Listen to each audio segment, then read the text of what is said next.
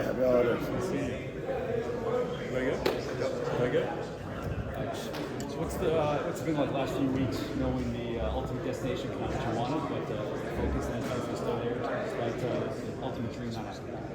Our guys have been great. I think your passion and energy to playing the game of football kind of dictates how you handle things. And our guys love playing football, and they've had a really good couple weeks of prep, and I know they're excited to be here. How do you prepare for a team where you might not necessarily know who's going to sign up and show up?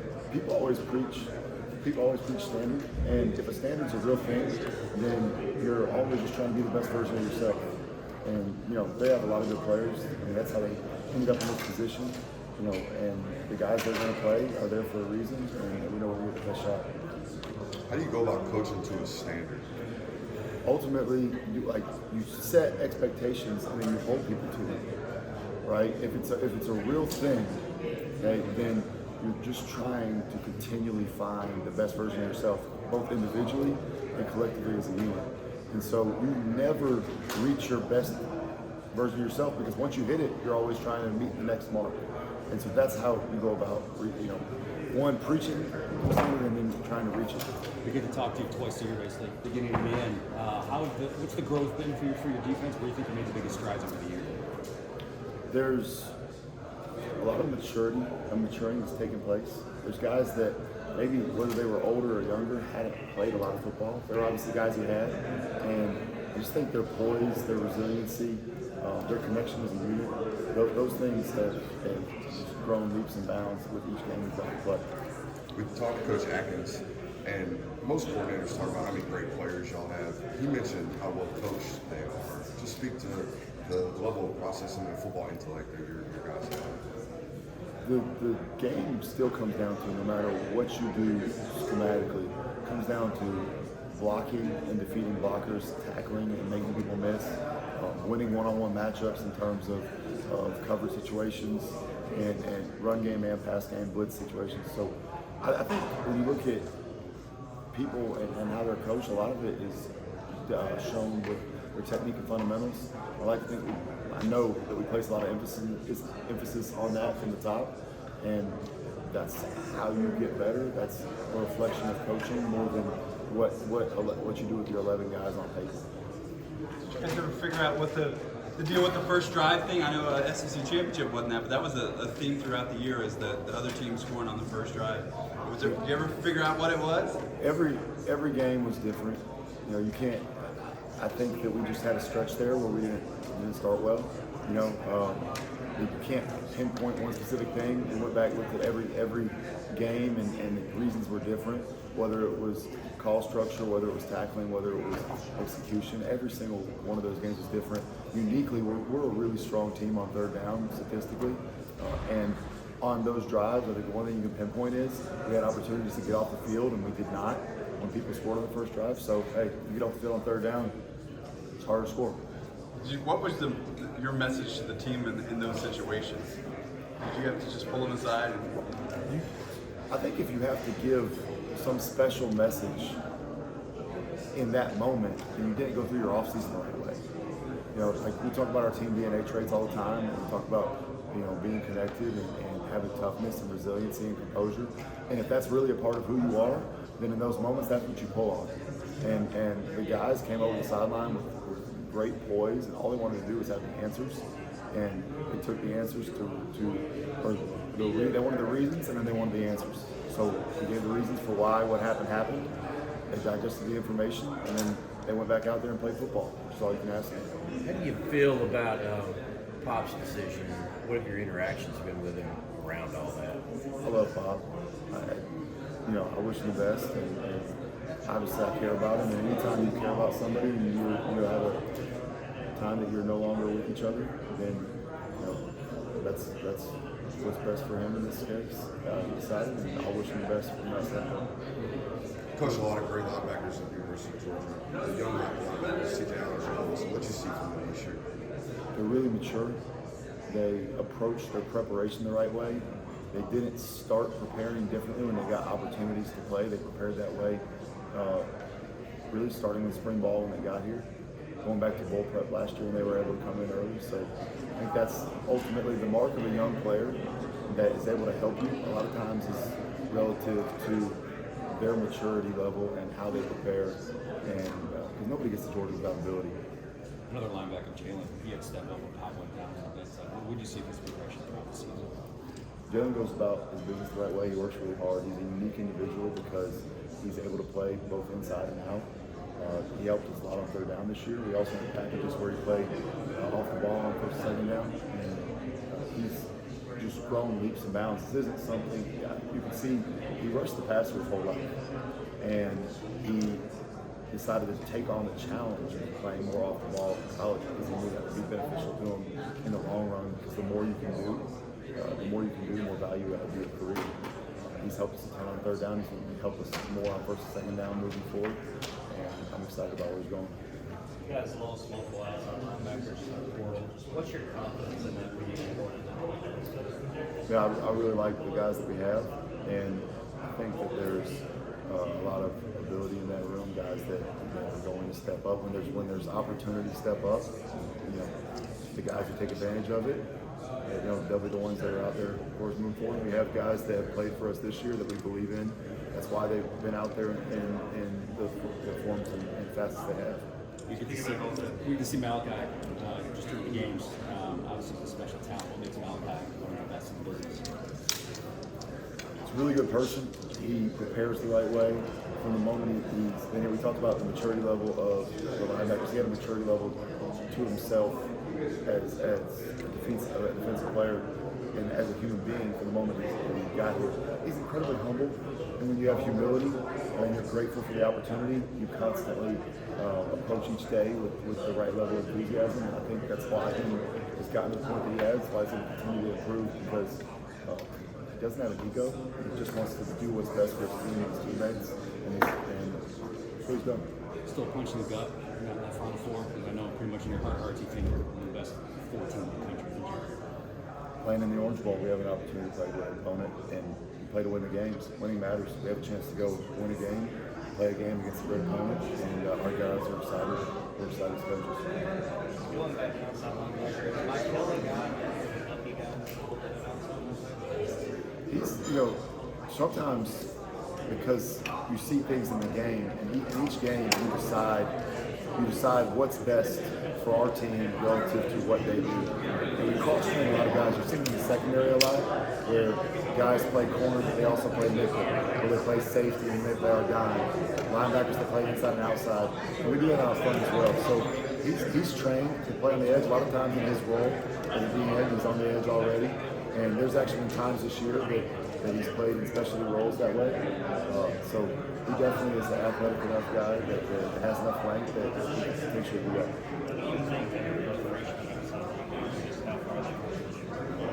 It's the matchups in the trenches at the college level, it's really different when you go on normal downs, first, second downs, run downs, and you go from high school to college. Pass rushing is a little bit different because, you know, there's speed and athleticism and a natural skill set to take over. There's a lot of strength that goes into playing on the edges, whether it's setting edges, closing on counter, sometimes with the combos that happen to you when people run duo plays and things like that. That's an adjustment. So those guys have gotten stronger, they've gotten better in the run game, and they've developed a more well-rounded skill set. And all three of those freshmen have a chance to help us. Glenn, you've coached a lot of productive inside linebackers like Georgia. Jamon obviously was one of them. I'm curious what the conversations were like. Usually transfers aren't guys that go in there a couple years since he started. What can you share about just his decision and the guy that helped develop him? I mentioned earlier, you know, one, I love Pop, and obviously we missed. It's just a new day and age. I've had conversations, you know, I'll leave that to him, but I wish him nothing but the best.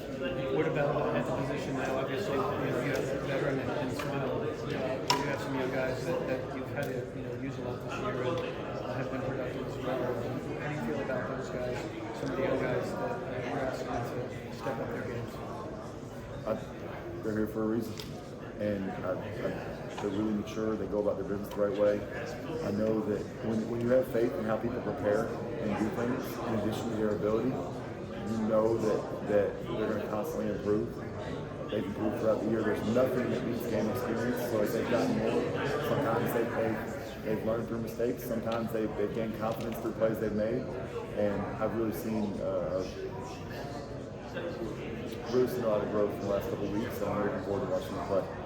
What have you learned about, you've done this for a while now, working with Kirby? He's so passionate about his defense, and your defense. What have you learned about how you guys communicate on game day? Because it seems like sometimes he'll be going crazy, but you can understand that language. Coach Moore approaches every day like it's game day. When we go to the field, if there's a scenario that's a live game simulation and it's a call it, he makes sure that it feels like, when I mean a call it, I mean, hey, we're going out there, it's unscripted and we're playing good on good, we're moving the ball up and down the field like a game, and he creates that environment every day to prepare us. And so that communication is very comfortable because it's what we do every day. And we don't want the game to feel any different than our practice. We want practice to sometimes be more chaotic and harder than games. And that's what he does with everybody, not just our players. He's a defensive guy, and so much we'll ask about the defense, and he's very quick to say it's Glenn's defense. How much of it does it feel like your defense, and how much input does he have, and what's the collaboration like? There's whole staff input in everything that we do. We decide in the offseason the base structures. The base structures, that's where a lot of those have carried over from all the years that I've been involved with Coach Mark going back to Alabama. And then you evolve based on what you're defending and who your players are and how you want to use them. And so when we look at it from that standpoint, the wrinkles will come every single year, whether it's different pressure pass, different coverage, mechanics, different personnel groups based on who our people are. But it's a whole staff decision when we do those things, and that's why you have Coach Muschamp, Coach Scott, Coach Uzodribe, obviously Coach Smart's involvement. Fran had a great impact, and then we added Dante Williams to our staff, and there's so many people more than that. And so I would say it's a whole staff effort in terms of our evolution. Coach, I know if we're talking about it now, just with next week on television, the guys. Can you tell us about some of the guys who are stepping up in this game, which are really in this game? There's, some of that remains to be seen, right? There's some guys that have been battling through injuries and they've been getting reps, and a lot of that will be a medical decision from the standpoint of Ron Corson and Coach Mark. But we get everybody ready from that standpoint. When you look at it, there's obviously the linebackers that they're going to have to go and play a bigger role. They've been doing that with Pop being out. From that standpoint, I look at our defense, and we're really in a good position from the standpoint of playing with guys who play throughout the course of the year. And I think that we don't ever look at it like we have 11 starters. We look at it like if you're on the field, you're a starter, and that's how we prepare. And so there's a bunch of guys that, depending on the game situation, will have an opportunity to step up. Okay, we're actually going to have you and Coach Hartley switch off now, so he's going to have about 10-ish minutes to answer you guys' questions. Awesome. Thank you guys. Glenn, are there any areas of your team in particular that the transfers have affected in terms of you feel like you have a little less depth through this game, or not necessarily? I think the majority of our main rotation is intact with the guys that finished the year playing.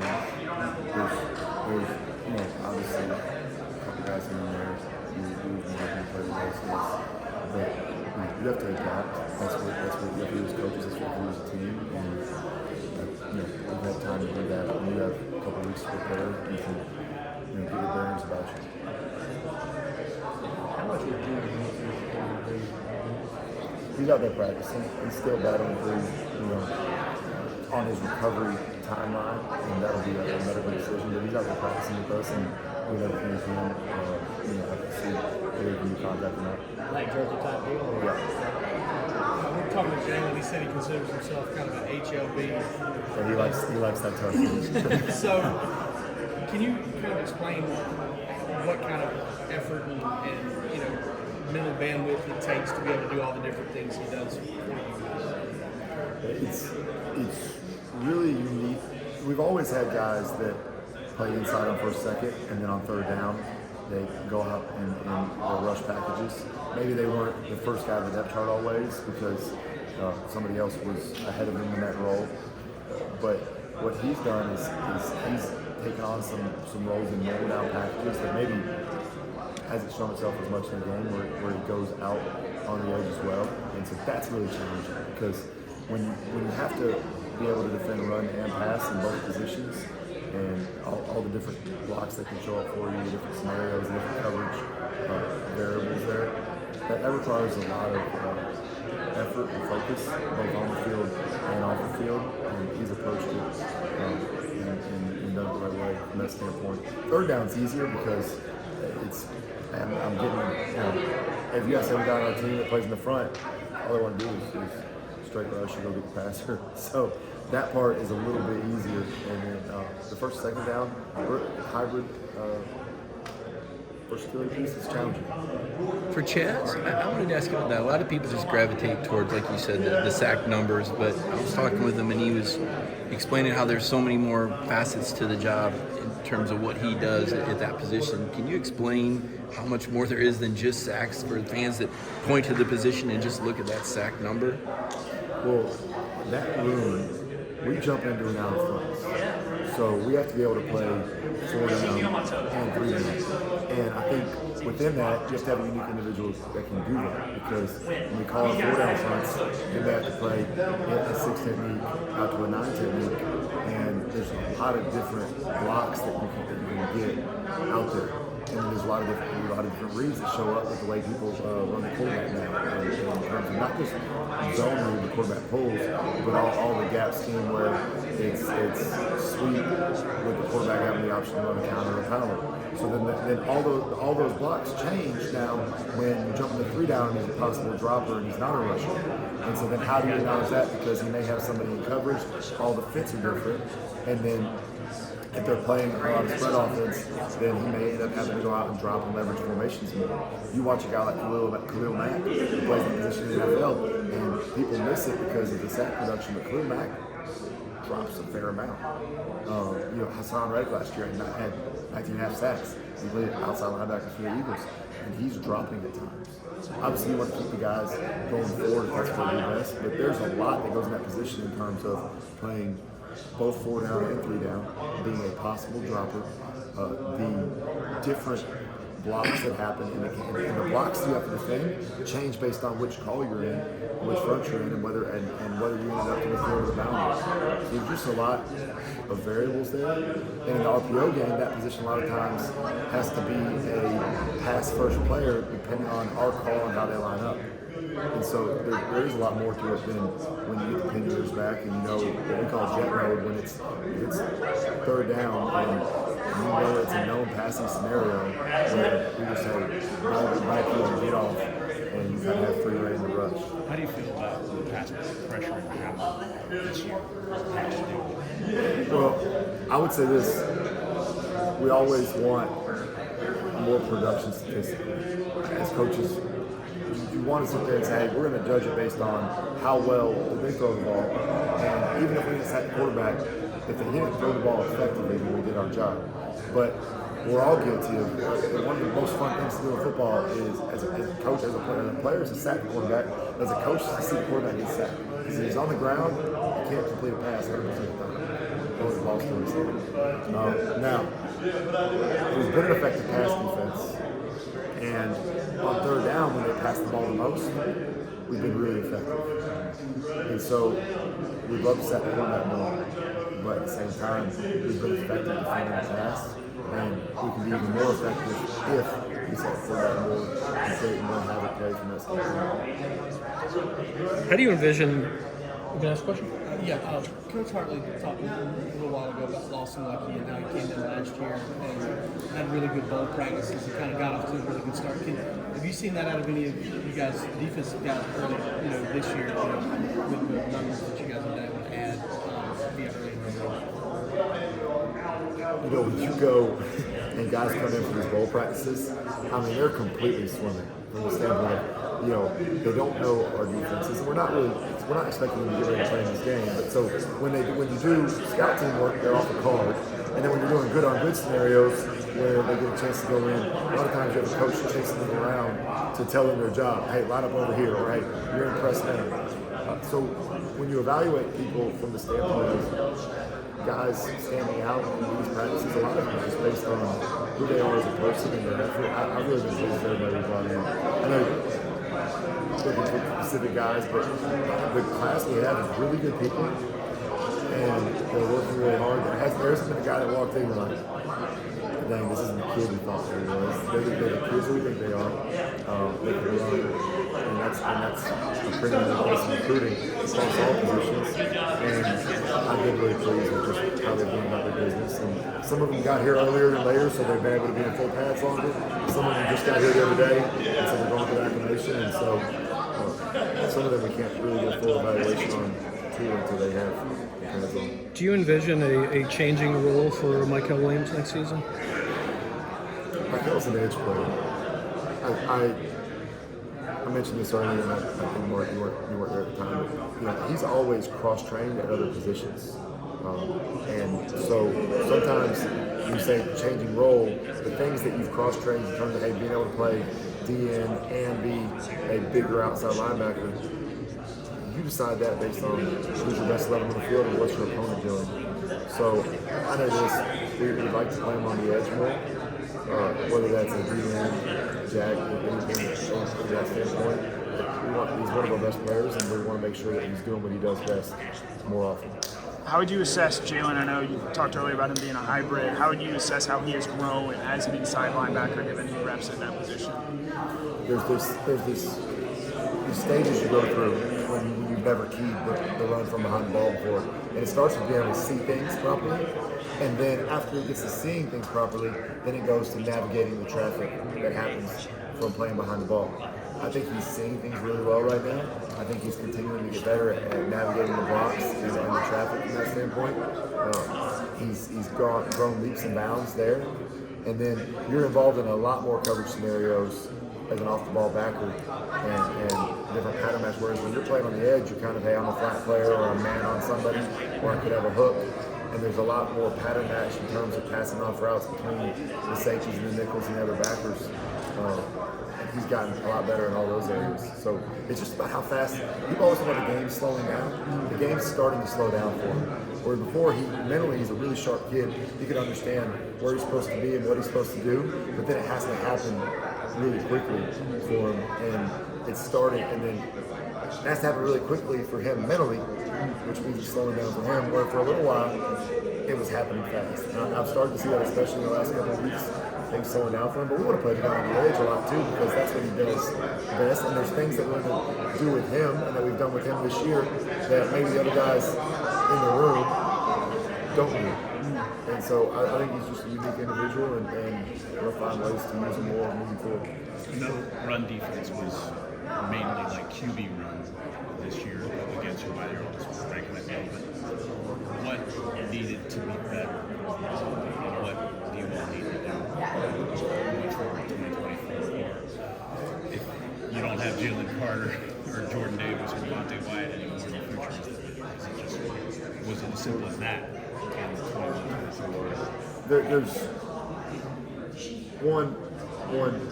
It goes back to how fast do you see things at the second level, and then it goes back to how do you defeat blockers?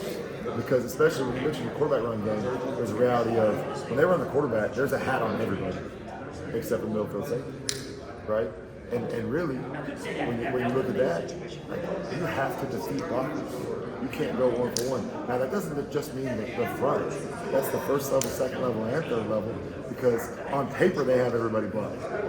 And then eyes are really important, because a lot of these runs now are really, it's not necessarily, you can say it's misdirection, but it's two plays in one play. And so, hey, the guys on this side of the defense have to play this play, the guys on this side of the defense have to play this play, and sometimes there's a guy in the middle who's completely in conflict, and the only way your number is right is if he ends up on the right side of the play. And so your eyes can be better. I think defeating blockers will be better from that standpoint. And then, you can have more answers to what they do. And so it's a three-part question. Like, how do you see things?